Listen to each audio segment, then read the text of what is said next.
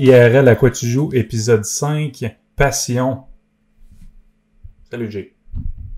Salut Guillaume, comment ça va? Ça va bien toi? Ouais, ça va, ça va. Ça fait longtemps qu'on s'est parlé? Oui, oui. Hey, on pourrait peut-être l'annoncer tout de suite pour nos auditeurs qui nous écouteraient en ce moment. L'épisode est enregistré le lendemain de l'enregistrement de l'épisode de la semaine passée. En fait, une des raisons, c'est que Guillaume va vivre de ses passions pendant une semaine. Il va voyager. Puis, on voulait être sûr qu'on ait une émission à vous présenter la semaine d'après. Fait que merci d'être là. Puis, comprenez que on va... comment dire?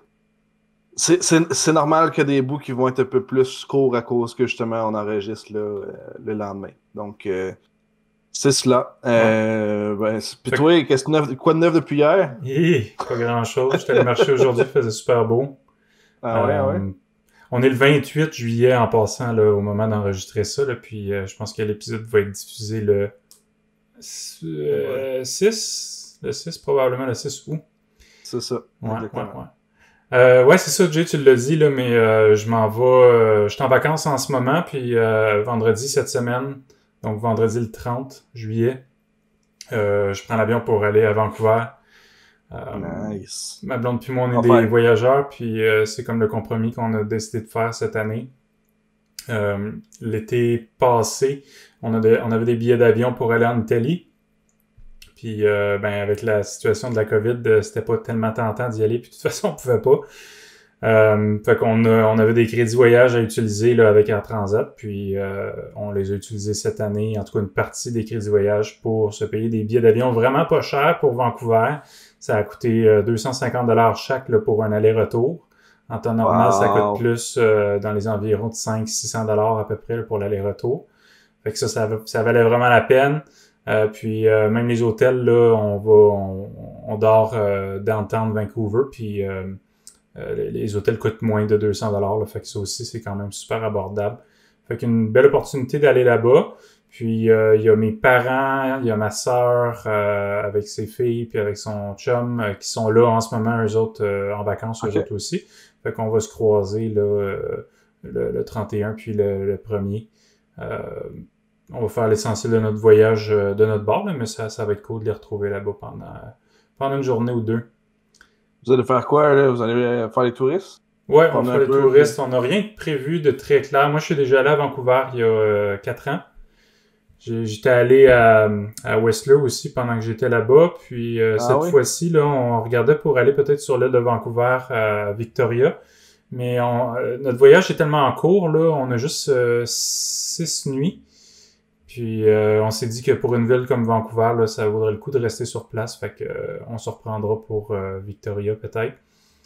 Fait quoi, on va se promener en ville. On va probablement faire le Grouse Grind, qui est une piste là une piste de randonnée dans Grouse Mountain, dans la montagne. C'est une montagne là, qui est juste en arrière de Vancouver, super belle vue là, sur le Vancouver métropolitain, puis sur la mer. Je suis allé là il y a 4 ans aussi, puis j'ai vraiment adoré ça. Fait que je veux montrer ça à ma copine. La dernière fois, on l'avait fait en gondole. Là. C'est-tu ça, gondole? Gondola, en tout cas, un remont de pente, là. Mais pas des chaises, là, en tout cas. On l'avait fait comme ça avec ma tante, puis cette fois-ci, on va le faire à pied, là, parce qu'il y a une randonnée qui est intéressante à faire à cet endroit-là. Ouh. Ouais, puis à part de ça, on veut inspirer, on veut improviser un petit peu. Fait que ma copine est en train de regarder qu'est-ce qu'on pourrait faire aussi, mais ces dernières minutes un peu, là, fait que on va regarder ça. Regarder des petits éléments surprises pour la route, c'est cool, tu sais. Je t'ai coupé, J, tu disais quoi? Prévu. Ah, je me rappelle pas. Ok, bon, ça va être dans le sujet. Mais c'était un peu ça aussi que j'ai planifié moi aussi pour mes vacances cet été. Là. Je m'en vais faire la Côte-Nord. Shout-out à cette île d'ailleurs. On va se voir plus tard au mois d'août. Puis c'est ça. Un peu comme toi, on n'a pas planifié rien de particulier, mais on sait qu'on veut se rendre jusqu'au bout de la 138. Aller voir de quoi ça a l'air. Puis peut-être profiter un peu du chemin parce que ça a l'air que Charlevoix, c'est pas pire. Puis, ouais, non. Je pense que d'improviser, ça peut rajouter. Tant que tu fasses pas rien, là, je pense que ça peut rester un voyage vraiment intéressant. Fait que, Ben, euh, il y a des super belles places à visiter au Québec, là. Moi, je suis pas allé sur la ah, ouais. Côte-Nord encore, là, mais effectivement, toute la région de Charlevoix, là, super belle place. Vraiment. Puis c'est le fun de conduire dans ces environs-là aussi, là. C'est vallonneux, puis t'as la vue sur le fleuve la plupart du temps aussi. Fait que c'est Ouais. sûr que tu vas aimer ça. Puis toi, tu connais du monde à cette île? Des gamers. Les Des, des, gamers. des... Ah oui, des gars de la communauté de Smash, forcément, là, avec qui j'ai pu parler beaucoup plus durant le temps du COVID, mais que je connaissais pas du tout avant, en fait. Puis à cause que au fur et à mesure qu'on a joué ensemble en ligne, que on s'est fait du fun, ben forcément on est devenu chum. Puis ben grâce à un d'eux, en fait, j'ai un bon prix sur une chambre d'hôtel. Fait que je suis bien content de me faire ces amis-là. Fait que ça va être un beau voyage. Fait que C'est un c'est hôtel ça. hanté? C'est pour ça que t'as un bon Peut-être. prix? Probablement, Probablement. probablement. Mais c'est correct, ça rajoute du suspense, puis j'ai pas peur des fantômes, fait que Good. on devrait être correct. Bon. Ça va vous divertir. Oui, monsieur. Cool. On pourrait passer à la présentation du thème de la semaine. C'est quoi le On en thème, a parlé un Jay? peu tantôt. C'est la passion. La La passion. passion, Guillaume. Ouais, la Passion. passion du gaming, la passion dans la vie, que dans le fond, on va parler de passion parce que la passion touche beaucoup aussi à la motivation puis à nos intérêts personnels. Fait que on voulait couvrir le sujet un peu avec un expert qu'on va recevoir tantôt, quelqu'un qui euh, comment dire a des notions plus poussées que les nôtres par rapport à bien des choses. Là. C'est quelqu'un qui a gradué récemment d'un doctorat en psychologie. Ouais. Donc on le présentera tantôt, mais j'ai bien hâte de l'avoir sur l'appel. C'est surtout qu'il va faire la différence entre les passions harmonieuses et les passions destructrices. Ouais, parce On- que on sait qu'il y a certaines passions qui sont plus justement destructrices. Là, tu sais, le gaming peut en être une, en fait, là, facilement, je pense. Là. Autant au niveau financier qu'au niveau social, au niveau familial. Ça peut avoir des répercussions assez négatives, mais un peu comme n'importe quel vice dans la vie, tout est dans la modération. Fait que, en tout cas, pour ma part, je connais pas tant ça, la modération, mais j'essaye, tu sais. Mais Je je parle pense pas juste de que gaming. une chose qui peut permettre d'avoir une bonne balance là-dedans, c'est de pas en avoir juste une passion, justement, tu sais. Ouais. S'intéresser à différentes choses, ça fait en sorte que tu sors de ton sous-sol, d'en avant de ton écran, puis tu t'intéresses à d'autres choses. Puis peut-être exactement ça aussi, que quand on peut considérer qu'une passion est destructrice, c'est que elle prend trop de place, puis il y en a plus de place pour les autres, dans le fond, plus d'autres place pour les autres passions, là. Mhm. Puis, Ouais. tu sais, comme je disais, tu sais, tu peux t'isoler facilement avec certaines passions. Là. Tu sais, j'ai des amis, on en a parlé la dernière fois, mais j'ai un de mes amis que lui, il a joué à WoW pendant pas loin de 10 ans, là, tu sais, fait que ça l'a isolé socialement, mais lui, il est correct avec ça, mais je pense qu'il aurait pu avoir un autre chemin pour lui, puis je pense que c'est aussi une question de personnalité aussi, mais en bout de ligne, je pense que c'est important pour la santé mentale d'avoir un environnement social assez sain. Puis, c'est ça, le gaming peut peut-être, comment dire, ça peut te faire aller dans des chemins un peu plus aberrants, disons. Hmm. Ouais, en tout cas, on a parlé d'isolement social, là, c'est quelque chose qui revient souvent, là, quand les jeux vidéo Ouais, prennent trop de place, là. c'est ça, c'est ça. T'as-tu d'autres Puis, tu passions, sais, toi, Jay? ouais. Moi, ce que j'aime bien faire dans la vie, c'est faire du snowboard. Tantôt, je sais pas si tu l'as mentionné ou pas, mais Whistler, c'est une montagne que je veux Hmm. définitivement faire dans le futur. Là. Je vais profiter du fait qu'il reste encore de la neige dans le monde. Euh, puis, non, j'aime beaucoup faire du snowboard. D'ailleurs, j'en ai pas fait cet hiver, mais sûrement que ça m'a pas aidé avec l'isolement et la distanciation sociale là, pour rester en sécurité pour la COVID, mais je m'ennuie de ça. Là. En fait, tu sais, j'ai pas fait grand montagne dans la vie. Là. J'ai fait Bromont, qui est une piste super bien tapée puis super bien faite. Là, tu sais, c'est littéralement faite pour faire de la planche, mais genre t'as pas l'impression que t'es dans la nature quand tu fais ça. C'est comme des glissades d'eau à la limite, là, tu sais. Tu descends ça, puis tu sais où tu t'en vas, puis il n'y a pas d'arbre dans le chemin, puis il y a juste bien du monde. C'est tout ce qu'il y a, bien du monde. Puis la seule fois où j'ai fait genre, comment ça s'appelle? Pas loin de Sutton, en tout cas, j'ai perdu le nom, mais j'ai fait AZ une montagne. AZ, ou exactement. Sutton. Il y a le mont Sutton aussi. Ah, j'ai fait AZ, puis je trouvais ça vraiment nice parce que c'était vraiment moins standard, c'était plus unique. Tu sais, quand tu peux faire le long de la montagne de gauche à droite, là, en tout cas. Ça pour dire que moi, j'aime beaucoup faire du snowboard, puis tu sais, ça m'a pas amené à faire autant de rencontres nécessairement que, que jouer à Smash, par exemple, mais c'est un autre type de dopamine, I guess. C'est plus physique, puis que c'est ça. C'est différent, puis ça me sort de chez nous aussi. Fait que je pense que, comme tu disais tantôt, c'est important peut-être en avoir plusieurs pour être sûr qu'on se fasse pas engloutir par les effets néfastes. Hmm. Tu parles de rencontrer du monde puis tout ça. Là. Moi, les autres passions que j'ai, c'est je pense que c'est des choses qui m'ont permis justement de rencontrer des gens puis tu sais, un peu de sortir de ma coquille. J'ai déjà dit, mais je me considère comme quelqu'un d'assez introverti. Puis bon, une des grosses passions que j'ai là, depuis peut-être 15 ans ou quelque chose comme ça, c'est une passion pour les voyages. Puis là, ben, ça a été difficile là, dans les 2 dernières années de vivre cette passion-là. D'ailleurs, t'as fait un choix de carrière quasiment basé là-dessus, tu sais, sur le fait de pouvoir être si tu veux, sur la route, puis d'explorer des zones, des régions, en tout cas. Complètement. J'ai fait mon choix de carrière, en tout cas là, pour l'emploi que j'ai en ce moment, là, vraiment en fonction de ça, parce que ça faisait au moins 5 ans que je me disais, faut que j'aie un travail qui me permette de voyager, faut que j'aie un travail qui me permette de voyager, parce que j'avais ce besoin-là de le faire, puis de le faire tout simplement pendant, mettons, mes 2 semaines de vacances par année, ça me suffisait pas, là. Fait que pour nos auditeurs, là, moi, je travaille comme recruteur d'étudiants internationaux pour l'Université Bishop à Sherbrooke. Puis mon travail m'amène à voyager dans d'autres pays. J'ai voyagé pas mal au Québec avec ça aussi, pour aller dans des salons étudiants, des salons d'emploi, pour rencontrer des étudiants puis leur parler de l'université. Puis écoute, ça fait pas si longtemps que ça je fais ça, là, ça fait à peine 2 ans, mais j'ai fait quelques voyages avant que la COVID frappe. J'ai été en France, j'ai été en Belgique, en Colombie, puis c'était prévu que j'aille en Suisse, puis en Allemagne, juste au moment où est-ce que la COVID a frappé, là, fait que c'était un voyage qui était prévu pour le mois de mars en 2020. Ça a été tout annulé. Mais bon, les voyages que j'ai faits grâce à ça, là, j'ai vraiment adoré. Puis tu sais, c'était court, puis j'avais beaucoup de travail à travers le temps que j'étais sur place.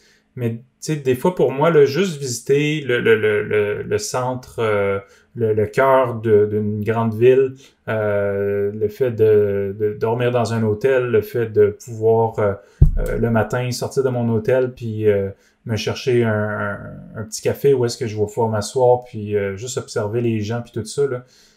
Ça fait définitivement partie de ma passion. Puis j'aime vraiment ça. Puis cette passion-là, je l'ai découverte quand j'ai fait mon premier voyage à 19 ans. Je suis parti au Japon. Sans trop savoir qu'est-ce que je m'en allais faire là, tu sais. Puis finalement, je suis resté 1 an là, sur un visa vacances-travail. Puis j'ai tellement aimé ça, ça m'a tellement marqué que c'est comme resté ancré en moi. Puis je me suis défini par ça pendant longtemps, tu sais. Je le fais encore, mais c'est peut-être pas au même degré, là. Puis c'est ça, ben c'est resté, puis j'ai continué d'avoir besoin de tout ça, puis pendant que j'étais au Japon, j'ai rencontré énormément de monde, je me suis découvert différentes facettes de ma personnalité, puis ça fait du bien de découvrir que oui, bon, je suis introverti, mais j'ai une certaine facilité dans un certain contexte à rencontrer des gens, à me faire des amis, à faire des activités pratiquement tous les jours avec d'autres mondes. C'est pas tellement moi ici au Québec. Je suis pas tout le temps fermé chez nous, là, c'est vraiment pas ça que je dis, là, mais j'étais définitivement beaucoup plus outgoing pendant que j'étais au Japon. Pour être honnête avec toi, Guillaume, j'étais sûr que t'allais dire que ton premier voyage était à Disneyland. T'allais dire 19 ans, puis j'ai compris Disneyland. Ça m'a fait découvrir la passion des voyages. Non, non, je pense pas que Disneyland peut Mickey faire ça. Mouse, là, c'était incroyable. J'ai rencontré Mickey Mouse, là, puis il est devenu mon ami, puis... Ouais, oui, hey, il se fait des amis imaginaires, puis tout, là. Ah, oui. Non, c'est pas de même que ça s'est C'est passé. le fun. Les passions, comme je disais tantôt, ça touche aussi à la motivation. Tu sais, il y en a que leur passion, c'est les jeux vidéo, puis tu le vois à travers leur commitment aux jeux vidéo. Mm. Tu sais, récemment, je regardais justement, là, je sais pas si tu dois les connaître, là, Supergirl Cass et son frère Jay, qui sont à Montréal, deux joueurs de Smash, forcément. Mais ils recommencent à se concentrer sur Smash, puis tu sais, eux sont passionnés de gaming, là, ils streament, puis ils vivent de ça en ce moment, puis tu sais, c'est le fun de les voir aller. Puis tu le vois que dans la vie, c'est ça qu'ils veulent faire, fait qu'ils font ça à 100%, même 125%, tu sais. Fait que, comme n'importe quel artiste, tu sais, quand tu veux réussir dans la vie, fais juste suivre tes passions, puis un jour, tu vas peut-être aboutir à quelque chose qui permet d'en vivre, fait que... Oh oui, parce que les Non, passions, c'est un carburant là, qui te permet de te dépasser toi-même. C'est pour ça que ça existe, ouais. selon moi. Une passion, c'est vraiment fait pour te dépasser. Ouais, ouais. Puis tu sais, en dehors, tu sais, là, on parle des passions en dehors du gaming, même si le gaming est une passion pour toi, tu vas en jouer à peut-être plus de jeux, tu vas peut-être même être capable de comparer, tu vas être capable de... Tu sais, tu vas vraiment aller plus en profondeur dans ce que tu fais aussi, là, pas juste pour le gaming, mais ce que tu vas faire va t'intéresser, ce que tu vas apprendre va t'intéresser, fait que tu vas toujours en vouloir plus, puis... c'est un peu ça qui m'est arrivé avec la technologie aussi. Là, je suis en informatique parce que les ordinateurs, j'étais tout le temps là-dessus. Puis ça m'intéressait de comprendre comment ça marchait. Puis en bout de ligne, j'ai fait une carrière là-dedans. Mais c'est tout le temps ça. Là, pour moi, en tout cas, on en a parlé souvent dans le passé. J'avais des problèmes de motivation. Je savais pas quoi faire dans la vie. Puis là, tu me disais, genre, essaye des affaires. Tu me dis, ah, tu devrais aller danser avec nous autres. Là, puis là j'étais comme, ah, ça, je suis sûr que c'est pas une passion pour moi. Ça. Tu sais, il y a des choses que peut-être que tu es sûr que t'aimeras pas, mais si tu les essayes pas, tu le sauras jamais. Fait que, en tout cas, j'ai jamais dansé encore. Ben, écoute, ça, c'est des conseils que je te donnais parce que quand tu te sens un petit peu perdu, que tu sais plus exactement qui tu es, puis ce genre de choses-là, puis que tu as l'impression de tourner en rond, ben, moi, mon conseil, c'est vraiment ça, là, va essayer des affaires. Touche à... retourne dans des choses que tu sais que tu as aimé dans le passé, ou va essayer des affaires complètement différentes, complètement... qui te ressemblent, que tu as l'impression qu'ils te ressemblent peut-être pas nécessairement, ou va plus loin dans des curiosités que tu avais ou que tu as en ce moment. Tu sais, ça permet de... Dans le pire des cas, là, tu vas découvrir des choses que tu savais pas que tu détestais. Ça va te clarifier un peu plus qui tu es comme personne, dans le fond. Là. Puis là, ben, tu parlais de la danse, Jay. Moi, je te l'ai mentionné parce que c'est quelque chose qui, pour moi, a été une révélation. Là, j'ai commencé à danser le Rockabilly Jive ça fait 3 ans à peu près. Puis, encore une fois, là, c'était comme une façon pour moi de me sortir de ma coquille puis de rencontrer du monde. Puis c'est comme ça que j'ai rencontré ma copine. Là, puis on est encore ensemble depuis. Fait que moi, ça a été une autre révélation. Puis encore une fois, c'est quelque chose que j'ai été obligé de mettre sur pause un peu à cause de la COVID. Puis ça, je suis convaincu qu'il y a des tonnes de personnes que c'est exactement ça. Là, il y avait un certain confort dans leur vie. Je donne juste un exemple, mais mettons des gens là, qui ont réussi à se trouver une certaine rigueur là, dans des habitudes saines comme le fait d'aller au gym ou des choses comme ça. Puis là, ben, ils ont été comme un peu forcés de mettre ça sur pause. On s'entend qu'il y a d'autres façons de se garder en forme que d'aller au gym, mais pour certains, ben, c'est un bon fit puis c'est une bonne façon de le faire. Fait qu'avec la COVID, les passions, c'est aussi une façon là, d'entretenir un esprit sain puis de se garder en forme puis d'être heureux puis tout ça. Quand tu te fais priver de ça, là, c'est un gros coup là, la plupart du temps. Mm-hmm.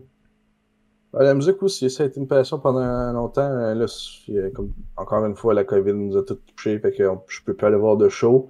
Mais écoute, dans peut-être les 2 années avant que, même plus que ça, je te dirais 7 ans avant que le COVID commence, là, toutes les années, je vais aller voir des shows. Puis, tu sais, dans l'année où, en 2019, on est allé au Share Beach, là, je dois avoir fait genre 6 shows cette année-là, juste d'électro, j'allais jamais faire des shows d'électro avant, là, fait que tant que Ah, t'essayes pas, tu le sais pas, là. ouais. Cher Beach, le Ouais, plus gros festival de musique électronique de Sherbrooke. C'est le seul. hey, on avait Elephante, là, hey. Yes. Pour ceux qui le connaissent pas, c'est normal, on le connaissait pas plus, fait que... Ouais. Mais c'était vraiment le fun. C'était vraiment, vraiment le fun. Ouais, ouais.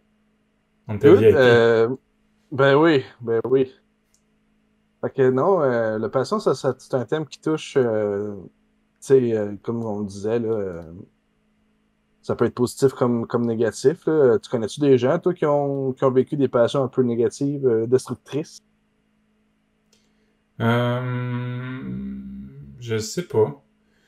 Probablement, je sais pas si c'est quelque chose qu'on voit beaucoup, là. Tu sais,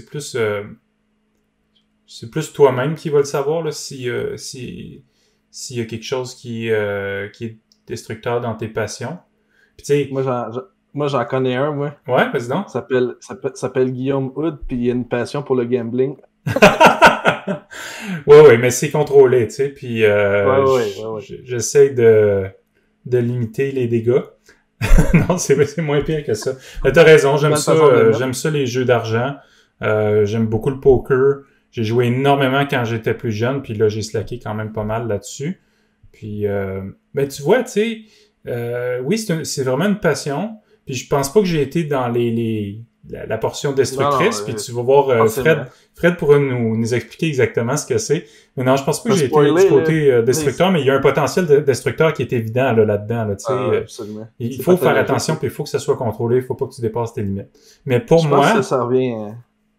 tu disais? Euh, je pense que ça revient à ça. Je pense que ça revient dès que ça devient pathologique, là, que ce soit Ouais, pour n'importe quoi, là, c'est ça. c'est à partir de ce moment-là que ça devient destructeur. Puis c'est là que tu vas commencer à perdre des éléments vitaux dans ta vie, là, tu sais, tes amis, ta Ouais. famille. Fait que- Et voilà. Non, moi, je connais plein de personnes qui ont des passions destructrices, mais c'est toutes des gamers. Coïncidence, je sais pas. Peut-être une corrélation, mais je pense que c'est surtout que c'est facile d'aller chercher comment dire, la gratification immédiate du gaming. Tu fais une game de Smash, tu vas en vouloir d'autres tout de suite, là, tu sais. Fait que... Ouais, puis je veux dire, en dehors de tes talents dans tel ou tel jeu, ça demande pas... tu sais, ça demande pas des skills sociaux, je te dirais, la plupart du temps, là. Puis ça, c'est quelque chose qui est difficile pour les gens, là, le côté social. Mhm. C'est malheureusement pas quelque chose que tu vas développer énormément à travers les jeux, à moins que tu aies une communauté, puis à moins que tu aies des Que tu amis t'impliques, en puis... puis que tu vois hors ligne aussi, là, tu sais, puis ouais, Ouais. que tu t'impliques dans ce genre de choses-là. Ouais. Effectivement. Fait qu'on va en garder un petit peu pour Fred tout à l'heure au niveau des passions.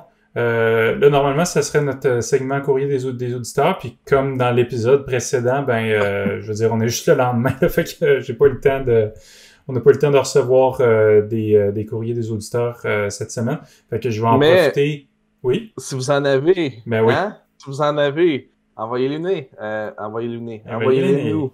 Envoyez-les. Ouais. Puis moi puis Guillaume, on se fait un plaisir de vous lire. Puis si vous voulez qu'on le partage, on va le partager. Même si vous voulez pas qu'on le partage, vous pouvez nous envoyer des histoires. On peut garder ça anonyme, on peut garder ça confidentiel, il n'y a pas de problème. On aime ça savoir qu'est-ce qui se passe là, avec nos auditeurs. Fait que s'il vous plaît, envoyez-nous des histoires, on aimerait bien ça vous lire. Oui, c'est toujours intéressant à lire, puis c'est intéressant pour la communauté aussi, là.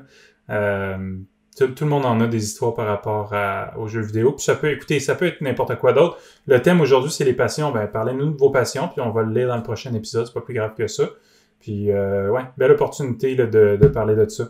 Fait que, pour le segment, là, je vais encore vous raconter une histoire personnelle.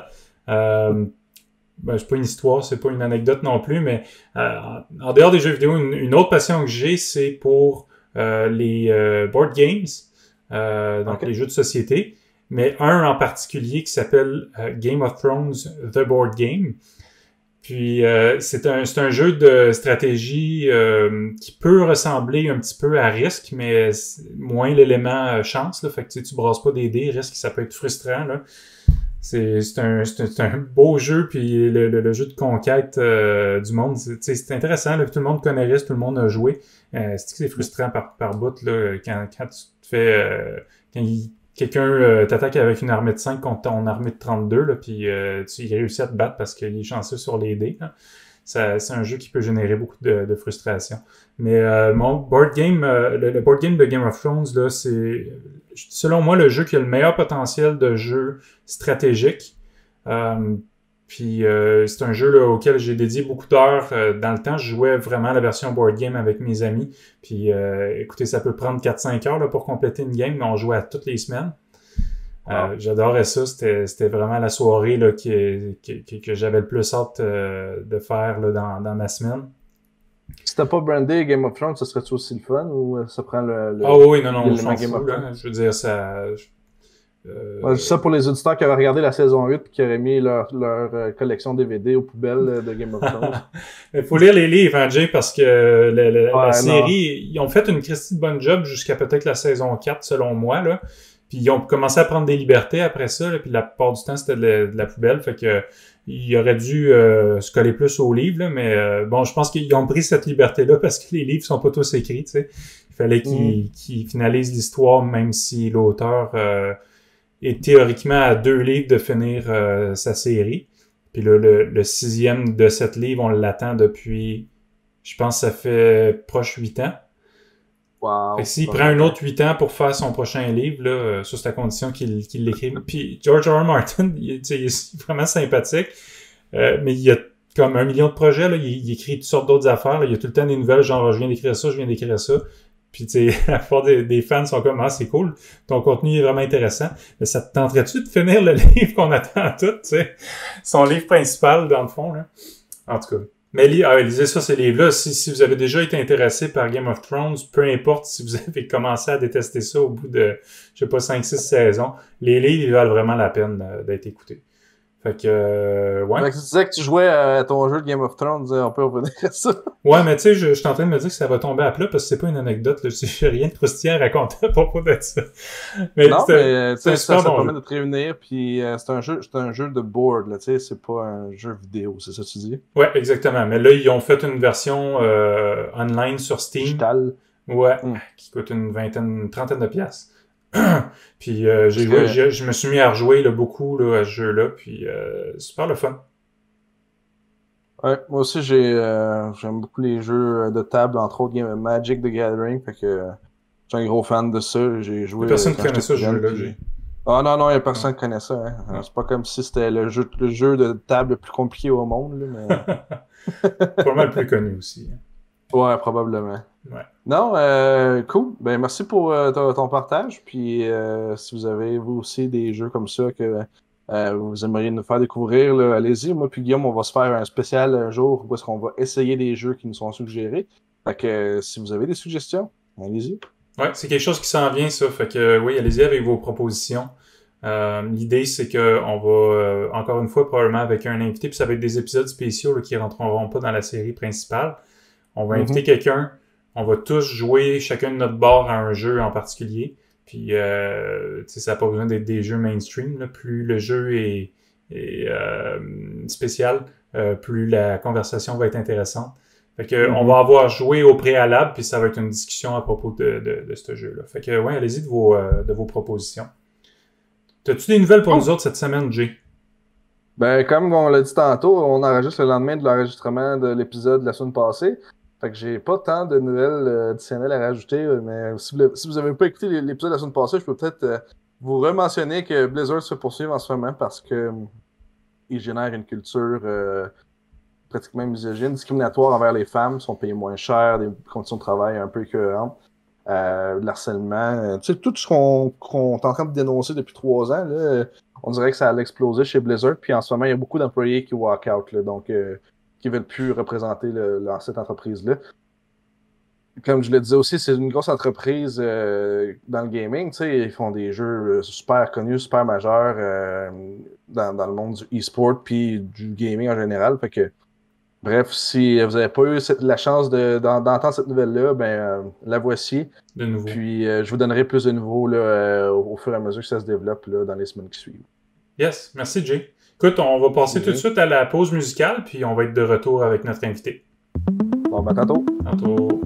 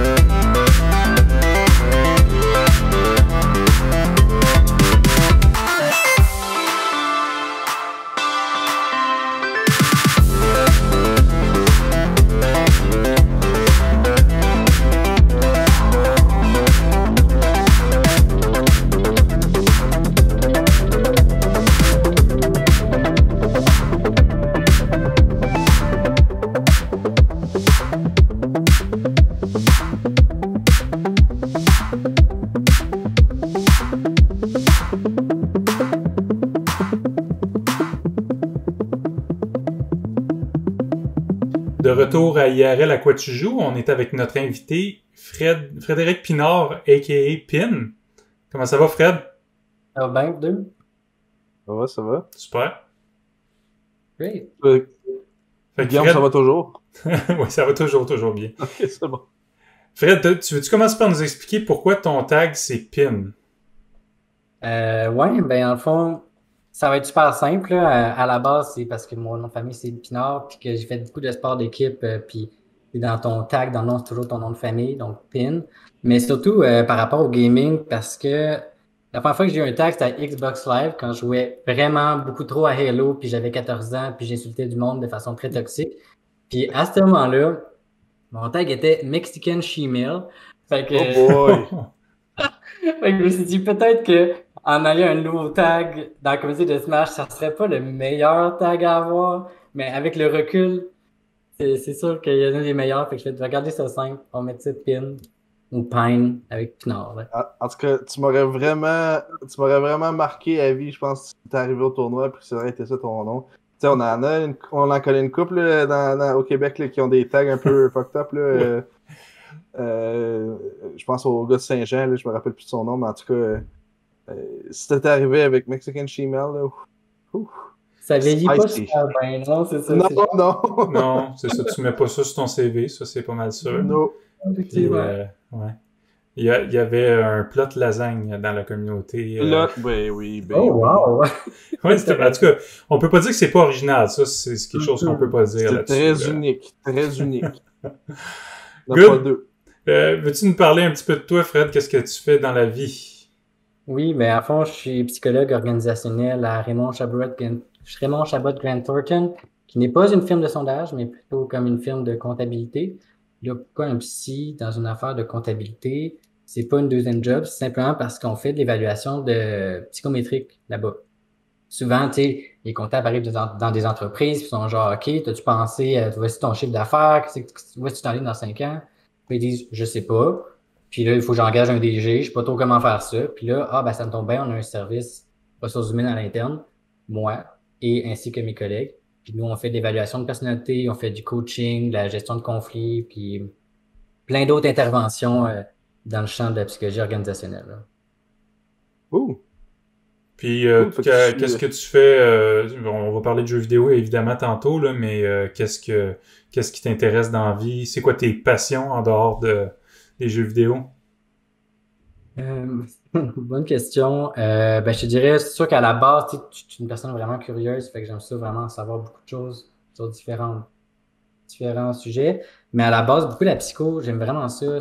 C'est pas pour rien que j'ai fait un doc là-dedans, là, mais c'est parce que c'est tellement genre subjectif, puis il y a tellement de contenu, puis c'est une science vraiment jeune que le nombre je suis abonné à plusieurs revues de recherche, puis à chaque fois, il y a toujours du nouveau stock qui m'apprend un peu plus sur l'être humain, puis me permettent de comme un peu plus en connaître sur comment ça fonctionne dans la tête, là, cette affaire-là, là. Puis comme ajuster soit ma pratique professionnelle ou juste pour le fun, en savoir plus là-dessus. Puis sinon, je suis quelqu'un qui aime vraiment ça à la base. Tu sais, j'aime ça performer dans du stock, là, puis j'aime beaucoup ça de faire du sport aussi. Je suis au Ultimate Frisbee, pas juste à Smash Ultimate. Puis j'ai joué pendant comme quoi, une bonne quinzaine d'années, là, puis j'ai coaché pendant 8 ans au niveau comme régional puis provincial. Fait que c'est quelque chose qui me suit encore actuellement. Le Ultimate, les jeux vidéo à la base, c'est sûr que j'aime vraiment ça. Puis aussi l'implication sociale là, dans différentes causes ou organismes. Là. Good. Et justement, Vas-y, Jay. Est-ce que tu appliques cette curiosité-là aux jeux vidéo? Tu sais, est-ce que quand tu joues à un jeu, tu vas en profondeur dans le jeu, puis tu veux tout savoir sur le lore, puis tu veux tout savoir comment, tu sais, qu'est-ce qui se passe, puis tout. Ouais, pas mal. Genre pas Ouais. mal. Souvent, tu sais, mon catalogue de jeux se résume à genre 3 ou 4, là, mais que j'y vais all-in là-dedans. Parce que j'aimerais ça connaître toutes les dynamiques puis les mécaniques de jeu, puis vraiment en profondeur, tu sais. Fait que j'ai des amis qui gagnent pas mal aussi, mais eux, c'est genre, j'achète le Humble Bundle sur Stream, puis j'ai 300 jeux avec ça, puis dans ma bibliothèque, j'en ai pour genre des milliards d'années. Puis j'ai joué un peu à 2, 3 jeux, puis moi, je suis comme, non, non, j'en commence un, je le finis, puis je le fucking clenche. Fait que c'est un peu ça mon style de jeu, Fait puis de genre, là. performe dans les jeux que tu achètes, là. Fait que tu peux-tu nous en Généralement, mentionner une coupe? euh, ben, tu sais, actuellement, c'est sûr que c'est vraiment beaucoup Smash Ultimate, là, mais j'ai moins disponible pour aller aux compétitions depuis la dernière année et demie, parce que c'était une coupe d'année, hein. Mais, Mhm. mais sinon, tu sais, une coupe, même là, la dernière fois que j'ai joué vraiment compétitivement, très souvent, les jeux, c'était Hello Tree, là, pendant que Euh, j'étais comme, Peut-être même pas compétitivement. Y a-tu des jeux que tu as joué, tu sais, des jeux que tu faisais plus de façon casual ou euh, c'est quoi les jeux qui t'ont marqué en fait? ah, ouais, ouais. Ben, tu sais, actuellement, moi, la pandémie, ça a été la première fois que j'ai acheté un ordinateur comme Ah ouais? semi-legit, genre. Fait Ok. que, genre, j'ai joué vraiment, ben, j'ai clenché The Witcher 3, genre 2, 3 fois, en Deux, faisant, trois fois, ah ouais. ouais, ouais, c'est ce genre de façon-là de jouer. Fait que, ça, mais sinon, les jeux qui m'ont marqué, euh, j'ai joué beaucoup à Halo 3, mais genre vraiment beaucoup avec ce magnifique tag Mexican Shemale, qui quand il a été ban, ça a été devenu à Black Shemale et ainsi de suite. Qui fait tag. Ouais, Nice. ouais, c'était les bonnes décisions que j'avais à 14 ans. Euh, Ouais, ouais. sinon, tu sais, pour moi, c'est sûr, Smash, ça a été genre dès le début, le Smash 64, puis Smash Melee, j'ai vraiment joué beaucoup. Brawl, non, parce que j'étais comme, je connais, genre, ça a l'air bizarre. Mais les autres, 64 puis Melee, vraiment beaucoup.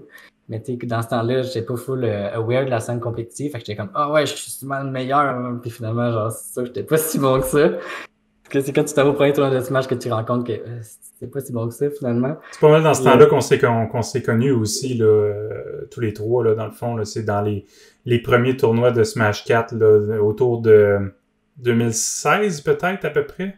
2015 peut-être Ouais. même. ouais. Ça fait un bout, là. Ouais. Ça fait 6 ans? Ça doit, Je sais ouais, je pas. pense que c'est quelque chose comme ça. Parce que pour nos auditeurs, Fred, c'est comme ça qu'on le connaît. Encore une fois, c'est quelqu'un de la communauté de Smash, tu sais. Faut... c'est quand même comme ça qu'on connaît la plupart des invités qu'on a eu jusqu'à maintenant. Parce que c'est une communauté qui est assez large, là, quelques centaines de personnes si on prend les gens de la province. Puis moi, je me souviens de toi, Fred, t'étais arrivé avec ton jumeau. Puis vous aviez joué dans le tournoi. Puis je trouve que tu t'en étais quand même très bien sorti. Là. Vous aviez fini probablement top 4, top 5, quelque chose comme ça là, dans ce tournoi-là. À moins que je me trompe. Ben, j'ai pas tout fait à l'appui, mais c'est vrai que ça doit être pas si pire. Mais c'est sûr que comme un peu Oli1 et Xno, là, les deux autres jumeaux qui sont dans Smash, là, ben ça, tu te challenges beaucoup. Là. Puis toi, en tant que jumeau, tu te fais souvent comparer. Fait que Mhm. toujours un partenaire de jeu qui connaît ça, puis tu essaies toujours de te challenger de plus en plus. Fait que ça monte un peu ton niveau à un certain point. Mais c'est en étant aussi en jouant en compétition que là, tu t'adaptes à différents styles de jeu, puis tu peux pas avoir le read insta parce que t'as pas joué 20 000 games contre l'autre gars. Fait que, ouais, non, c'est le fait d'avoir mon frère jumeau, ça a pas mal aidé pour développer un peu mes habilités. Dans le temps que tu jouais à Halo, là, tu dis que tu jouais beaucoup. Est-ce que tu jouais-tu trop ou ton but c'était quoi, d'être compétitif? C'est juste je sais pas, là, de comme me défouler un peu à travers le jeu, puis vraiment prendre un moment, puis juste tirer du monde dans la tête. Mais dans le sens de façon, genre, ludique, là, évidemment. Mais, mais reste que, tu sais, vraiment, genre, me défouler ou genre me mettre dans une activité que, genre, je sais que je suis bon, puis je sais que j'aime ça, puis que ça reste comme un moment juste à moi, puis qu'il n'y a pas de stress, puis oui, c'est sûr, je vais pas tous les gagner, mais c'est sûr que je vais avoir du fun à la fin de la journée. Fait qu'il y avait beaucoup ça. Puis à Smash aussi, c'est un peu ça à certains égards, là, ça dépend dans quelle phase de jeu que je suis, là. Mais généralement, ça reste toujours le fun, là. OK. Puis Fred, dans ton domaine là, en psychologie, là, en tout cas selon toi, comment c'est perçu les jeux vidéo? En développement, beaucoup, tu sais, je pense que c'est sûr qu'il y a comme classiquement, de façon sociale, une vieille école qui dit les jeux vidéo, c'est mauvais, puis t'es comme Une moi. dépendance. Ouais, ou comme tu perds ton temps, ou genre, tu sais, il y a comme plus de risques associés que des bénéfices. Mais de plus en plus, il y a une plus grande adhésion ou un plus grand intérêt aussi envers le jeu vidéo versus tu sais, les préjugés qu'on pouvait avoir. Puis il y a on commence à plus voir le potentiel là-dedans. Tu sais, je pense qu'il y a même l'université du Québec en Outaouais qui utilise la réalité virtuelle pour faire des traitements de phobie et de d'autres types de situations, là, que ça permet de la personne de simuler un environnement. Fait que, tu sais, on voit beaucoup plus une application thérapeutique de plus en plus avec les jeux vidéo. Puis, tu sais, dans mon domaine, tout ce qui est psychologie organisationnelle, c'est-à-dire sélection, développement, ben c'est quelque chose que moi j'aspire ou j'espère comme mettre de l'avant que la pratique de jeux vidéo, ça peut être aussi une habileté que tu développes. Tu sais. J'entendais Nolok la dernière fois qui parlait de comme, tu sais, comment qui, euh, qui leadait sa team dans World of Warcraft, quelque chose comme ça, un jeu quelconque. Ouais. Et juste ça, tu sais, quand tu regardes ça avec un œil un peu plus objectif, ben c'est beaucoup de communication, c'est beaucoup de planification, c'est beaucoup comme de leadership qui est développé à travers ça. Puis ce que moi j'aspire, c'est que tranquillement, on commence à reconnaître ce potentiel-là, que ça développe des compétences là, de communication, de pensée logique, de résolution de problèmes, même d'habileté relationnelle à certains égards, là, que ça peut mettre de l'avant. Fait que sur le plan organisationnel, plus les compétences, puis sur le plan clinique, plus l'approche thérapeutique avec ça. Et quand tu prends un pas de recul et que tu te regardes à 14 ans, tu penses-tu que tu as tiré de quoi de constructif de jouer à Halo 3 en tirant dans des têtes ou Ben, je te dirais quand même, tu sais, moi, en général, tu sais, les jeux vidéo, que ce soit comme quand j'avais 14 ans ou même quand j'étais vraiment plus jeune, quand je jouais à Smash ou même Bomberman avec mon frère jumeau, là, j'ai vraiment aimé ça, Bomberman, by the way. Moi aussi. Genre le 2, le 1 puis le 3, là. Mais, ceci dit, ouais, non, pour moi, c'était vraiment une belle façon de créer des amitiés avec des gens, tu sais, que ce soit comme à l'école, tu dis, hey, man, genre, je joue à Smash puis je te pète, puis là, finalement, j'invite la personne chez nous, puis on joue. Ou que ce soit aussi bâtir de la confiance en soi, là, tu sais, de dire, tu sais, je suis personne à la base qui n'est pas extrêmement affirmative, là, en tout cas, comment moi je me perçois. Puis le fait de jouer à des jeux vidéo, puis dire, OK, je peux être bon dans quelque chose, puis je peux maîtriser certaine habilité, c'est sûr que ça bâtit quand même une certaine confiance en soi, là. Fait que pour moi, c'est un peu ça que j'en retiens, de l'habilité de créer des liens avec des gens à travers le jeu, puis aussi développer une certaine confiance en soi avec les habiletés qui sont de plus en plus affinées. Fait que tu me disais que c'est quelque chose qui est pas nécessairement reconnu en ce moment au niveau du milieu de la psychologie, là. Ben, pas beaucoup, pas beaucoup. Mais tu sais, genre les gens ont de moins en moins de préjugés avec ça. Tu sais, ça commence à être déstigmatisé de plus en plus, là. Le concept de e-sport, là, c'est pas juste un loisir. Tu sais, c'est aussi demandant qu'une game d'échecs par moment, là, tu sais. Puis le texte, c'est pas vu comme étant super facile non plus, ou genre un loisir, là. Fait que ouais, il reste encore comme pas mal de chemin à faire, mais de plus en plus, tu sais, je pense qu'il y aura un changement parce que, tu sais, ma génération, on a quand même plus grandi avec ces jeux vidéo-là, puis on voit l'intérêt puis le fun à faire, à jouer là-dedans, là, tu sais. Puis sais-tu s'il y a de la recherche qui se fait en ce sens-là? T'as vu passer des articles par rapport à ça dans le milieu de la psychologie? Oui, c'est sûr il doit en avoir quand même pas mal de plus en plus, là, que ce soit sur les techniques de réalité virtuelle pour la désensibilisation par rapport à des phobies ou des comportements, que ce soit sur la cyberdépendance aussi, que ce soit sur la pratique de jeu en communauté, comment ça peut t'apporter comme des relations sociales, des liens sociaux, là, du monde, des fois, qui ont de la misère à genre, parler du monde, donc ça les stresse. Puis là, tu Mhm. mets à travers un jeu, Hmm. tu communiques avec des gens, puis tu crées un lien avec des personnes, puis il y a du monde qui se voit jamais, puis qui sont rendus super friends, là, parce qu'ils se voient quasiment à chaque jour à jouer à, je sais pas, là, League of Legends, I don't know. Fait que peut-être créer voir les aspects comme intéressants que ça peut apporter, cette pratique-là en communauté, ou même individuelle. Hein. C'est clair, ça peut offrir un contexte là, social qui est plus soft dans le fond. Là, le fait de pouvoir communiquer juste par la voix sans nécessairement être en face à face avec quelqu'un ou par le chat, puis tout ça, t'as raison. Puis écoute, moi, parce que j'y pense maintenant, là, la chose que les jeux vidéo m'ont apporté, puis que je suis convaincu que c'est presque pareil là, pour beaucoup de gars au Québec, c'est l'apprentissage de l'anglais. Parce que je n'ai pas vécu dans un contexte où est-ce que j'utilisais l'anglais là, jamais. Là, je veux dire, j'avais mes cours au secondaire comme tout le monde. Mais en soi, c'est pas suffisant là, pour apprendre à vraiment le parler. T'sais. Puis à travers les jeux vidéo, ben j'avais une curiosité pour ce qui se disait dans l'histoire de tel ou tel jeu. Fait que le fait de le lire, ben ça a développé mon vocabulaire, ça a développé mes capacités de lecture. Puis je suis convaincu là, qu'une grosse partie de mes connaissances viennent de là.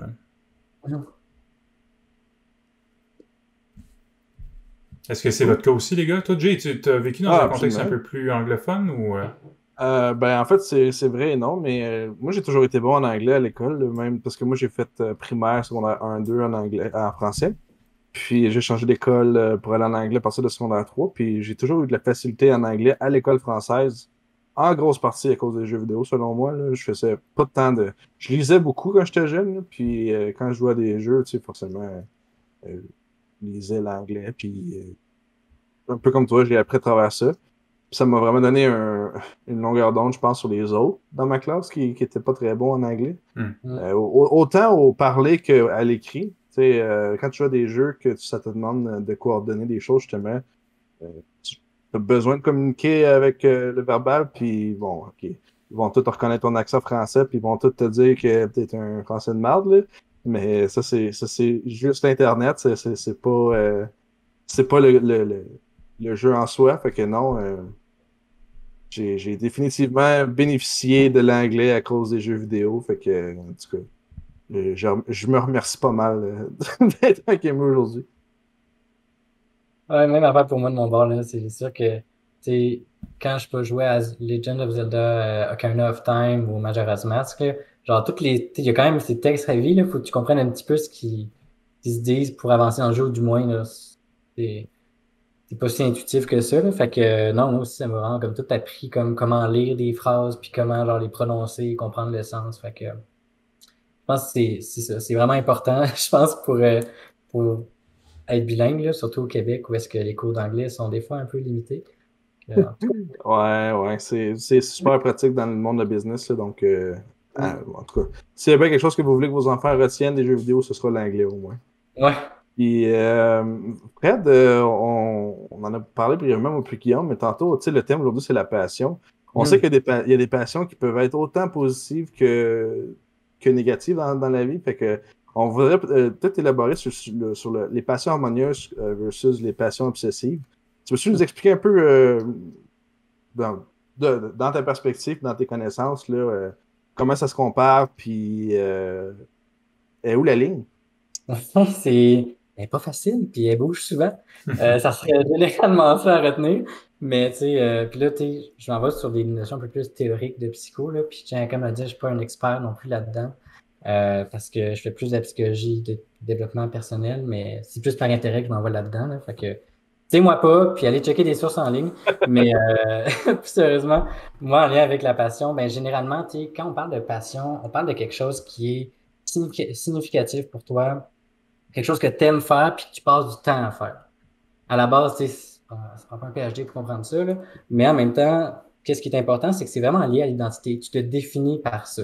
Tu sais, tu joues pas à ça. Tu sais, genre, mettons, tu check genre le monde sur Twitter, là, puis ils sont comme dans leur description. Tu sais, c'est pas I play Smash, c'est I'm a Smash player. Tu sais, c'est vraiment comme toi en tant que personne, tu te décris par ça, puis c'est vraiment lié à ton identité, t'aimes ça, faire ça, puis tu passes beaucoup de temps à le faire. À la base, c'est ça une passion. Là, est-ce que ça devient harmonieux versus obsessif? C'est quand, mettons, c'est une internalisation autonome ou comme contrôlée. Qu'est-ce que ça veut dire ces mots-là?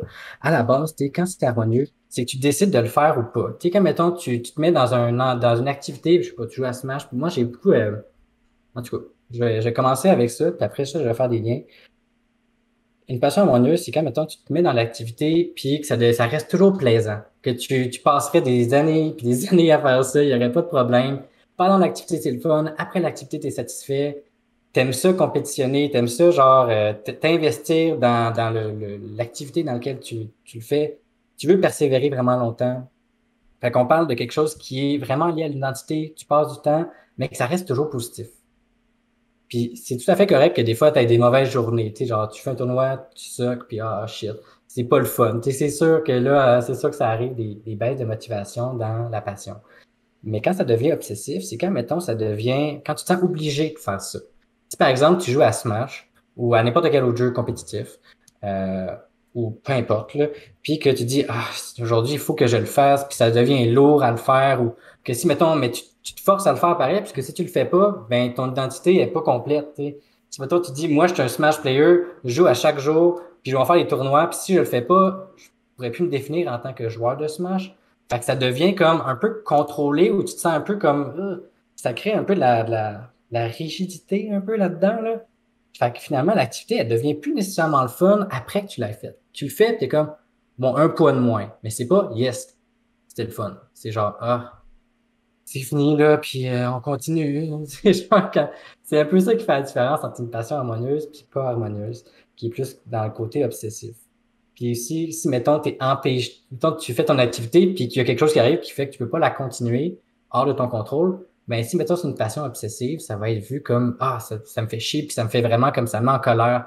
Alors que si, par exemple, c'est quelque chose que tu fais pour le fun, puis que ça reste harmonieux, puis que ça se passe pas, puis il y a quelque chose qui fait que ça marche pas, ben ça reste comme, ok, tu sais, ça existe, mais c'est pas la fin du monde, tu sais. Des fois, j'ai l'impression que tu me parles de League of Legends. Là, je connais beaucoup de gens qui jouent à ce jeu-là, puis que, tu sais, ils jouent, puis ils vont sacrer tout le long de la game. Ils vont pas être contents. Ils vont dire j'ai une équipe de merde, ça va pas bien. Puis à la fin de la game, on a fait ça un autre. Tu sais. J'ai connu ça pas mal, Jay. Moi aussi, j'ai joué à League of Legends pendant au moins 4 ans, là, à peu près. J'ai jamais été de niveau très compétitif, mais je veux dire, ça venait me chercher quand même parce que j'aimais vraiment le jeu. Puis j'ai joué, moi, à partir du bêta, là, tu sais, pendant un bon 4 ans. Puis après 2-3 ans, presque tous les amis avec qui je jouais à ce jeu-là ont commencé à dire quelque chose dans ce genre-là que voyons, comment ça se fait que ce jeu-là me rend pas heureux, comment ça se fait que je finis de jouer puis je suis juste frustré puis tu sais, moi je voulais continuer de jouer avec eux autres, fait que j'étais bien déçu qu'ils disent ça. Ils ont tous lâché le jeu, puis 1 an ou 2 plus tard, j'étais en retard, là, mais j'ai réalisé exactement qu'est-ce qu'ils disaient. Ça me rendait pas heureux du tout de jouer à ce jeu-là, ça me faisait juste me stresser puis me rendre frustré, fait que ouais, ça a pris le bord. Puis je l'ai ressorti une couple de fois dans les années qui ont suivi, là, je faisais 2 games, puis c'était non. Je vais désinstaller ça tout de suite. Ben non, c'est vraiment ça. Où est-ce que t'es. Puis ça qui est quand même particulier, c'est que le monde, tu sais, ils se sentent pas contents, ils sont pas contents après, mais ils se sentent obligés de le faire parce qu'ils disent, hey, il faut que je continue. Je suis supposé aimer ça, tu sais. Puis là, c'est un peu forcé, mais tu te dis pourquoi qu'ils continuent alors qu'ils n'aiment pas ça? Ben, c'est vraiment parce que c'est lié à l'identité, c'est tu te définis par ça. C'est quelque chose de tellement, genre, t'es motivant, intéressant, puis comme je disais, significatif, puis tu passes beaucoup de temps à faire que tu te verrais pas le faire. Ça serait trop plate, tu sais. Mais en même temps, tu te dis, ben, je le fais, puis j'aime pas ça non plus. Fait qu'on s'en sort pas. On voit beaucoup, tu sais, puis je m'inspire beaucoup des conversations que j'avais avec Amélie Soulard, là. Elle travaille comme coach de haute ben pas coach, mais genre psychologue sportive. à l'Institut national du sport du Québec à Montréal, puis elle travaille avec les athlètes paralympiques et olympiques. Puis j'ai eu la chance d'avoir des discussions avec elle, parce que c'est une collègue que j'ai déjà côtoyée dans le passé. Puis c'est ça qu'elle me disait que, tu sais, il faut que ça reste le fun, tu sais, ces activités-là, là, parce que si, par exemple, t'as plus de le fun, t'es passionné, mais t'aimes plus ça, ça va juste te gruger en dedans, genre, puis ça va faire que tu vas haïr ce que t'aimais à la base, tu sais.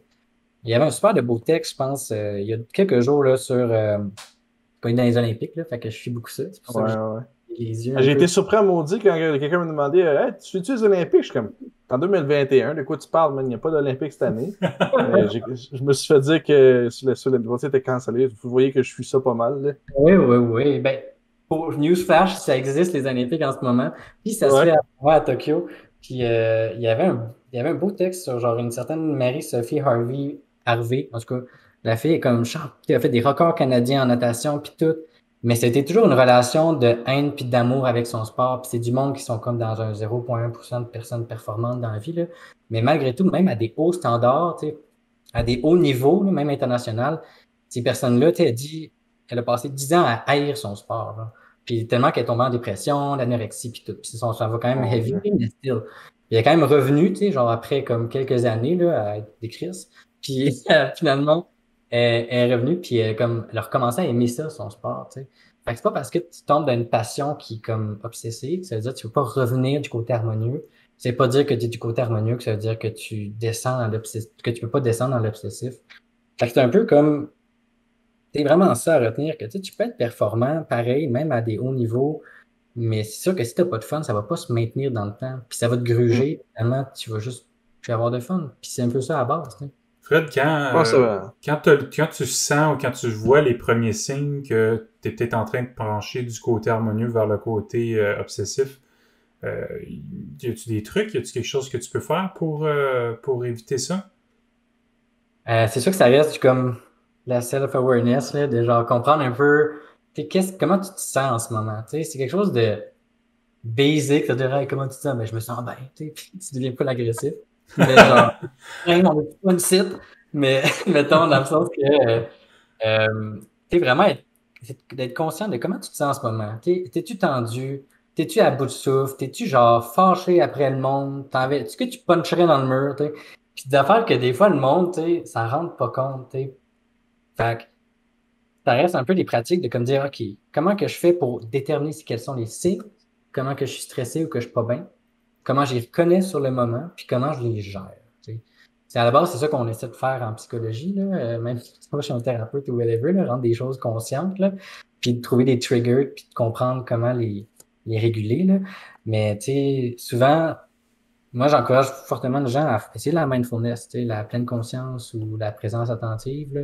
Ça permet déjà de comme te mettre dans un exercice, de retrouver le focus. Tu sais, où est-ce que tu es en ce moment? Te poser des questions, t'arrêter pendant que tu es dans ta loupe ou pendant ton élan, puis d'essayer de revenir, tu sais, OK, genre, je suis éparpillé, je suis fâché, je suis pas focus, qu'est-ce qui se passe? Puis là, tu reconnais les signes, tu sais. Fait Un que, snapshot de ton état, puis tu te dis Ah, ça, je suis de même, je suis de même, je suis de même. Ok, faudrait que je prenne action là-dessus.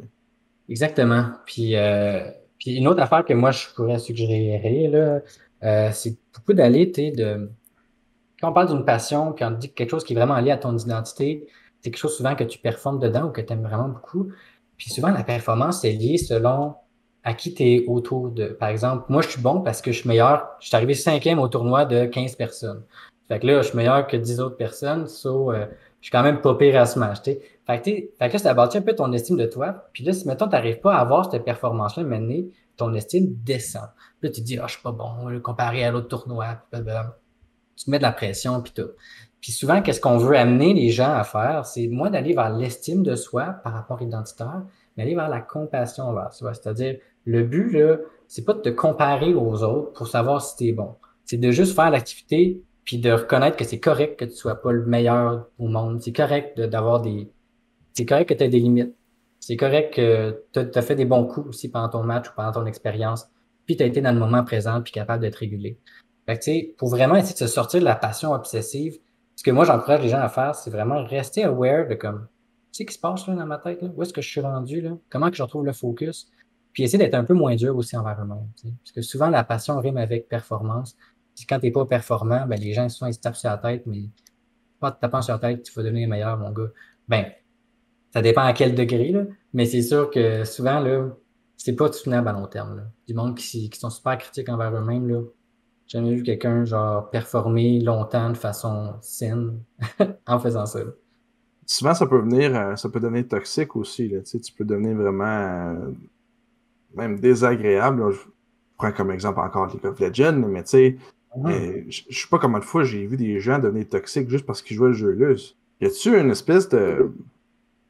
Penses-tu, c'est-tu culturel selon toi ou c'est plus dans la psychologie du jeu où genre tu vas toujours vouloir que les autres soient au même niveau que toi ou tu sais, t'as-tu des attentes qui sont pas gérées ou... Dans le Comment est-ce sens, que j'essaie de dire?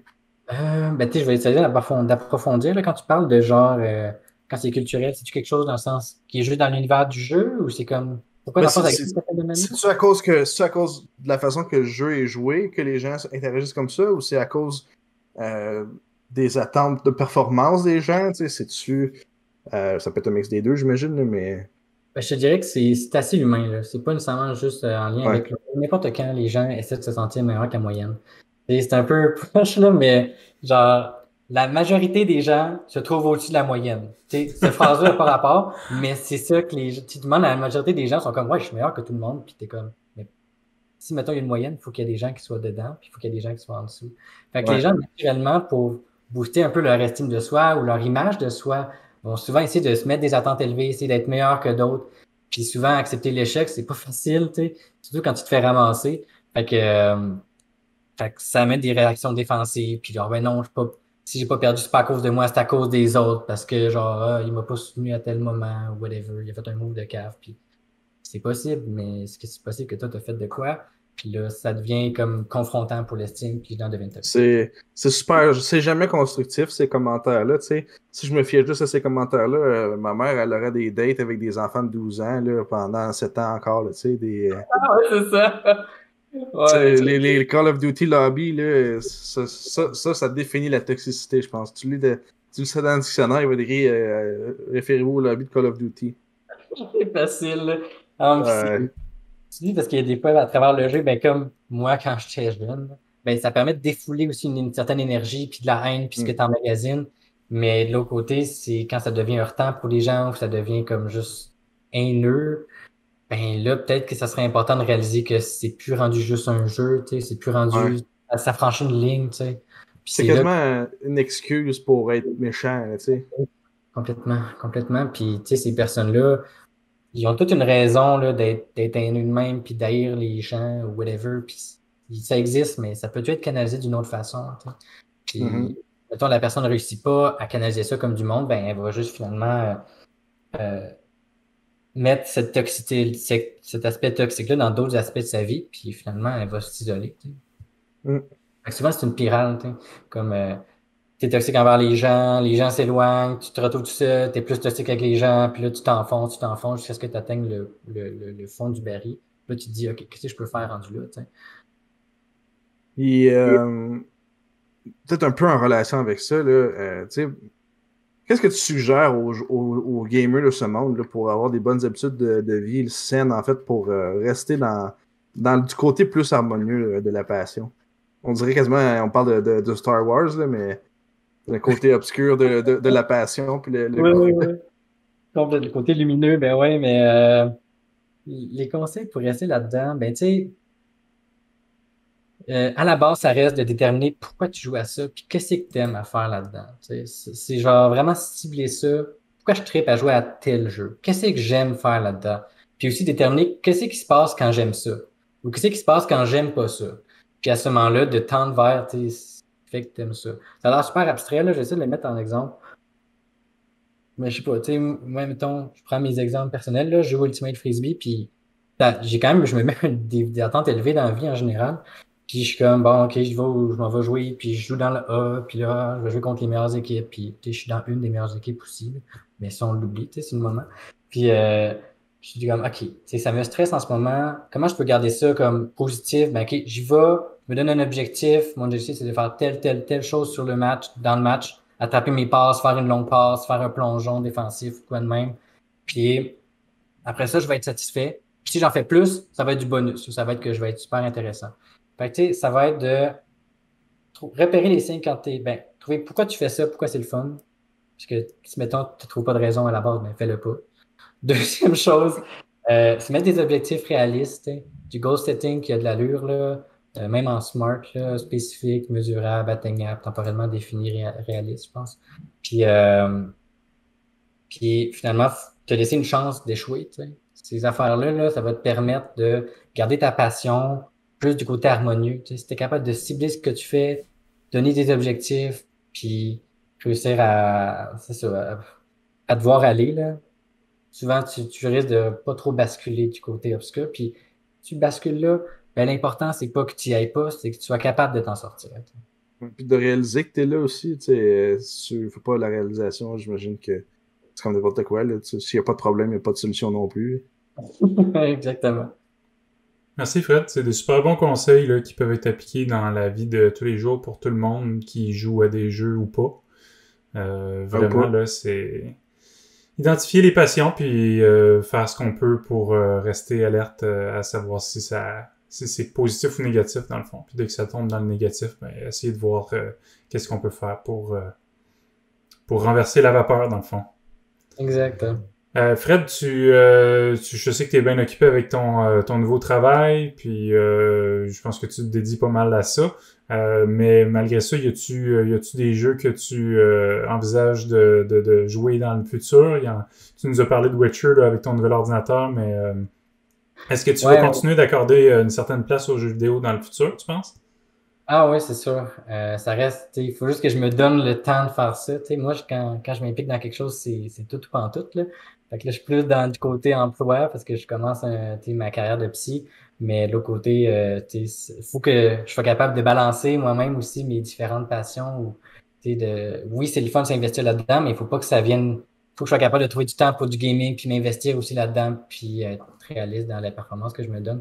Fait que pas parce que t'es petit que t'as pas de problème. Mais finalement, c'est ça, genre, le jeu, ça va être vraiment Smash. C'est ça que, genre, je tripe vraiment, puis j'ai pas eu la chance de jouer full dans les derniers temps non plus, mais ça reste qu'à chaque fois que je joue, j'aime vraiment ça. Je faut juste que je me donne le temps de le faire, là.